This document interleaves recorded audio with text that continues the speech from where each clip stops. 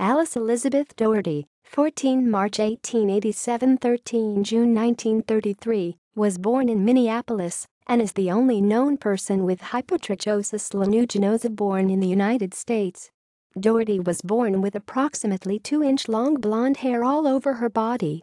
None of her relatives are known to have had a similar condition.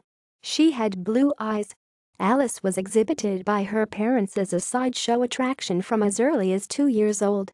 Later she was presented commercially by her mother and Professor Weller's one-man band throughout the Midwestern United States.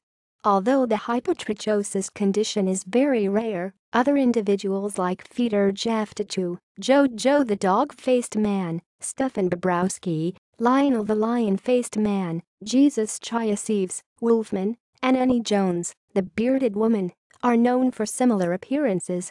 Doherty retired from the entertainment business in 1915 and died of unknown causes on June 13, 1933. References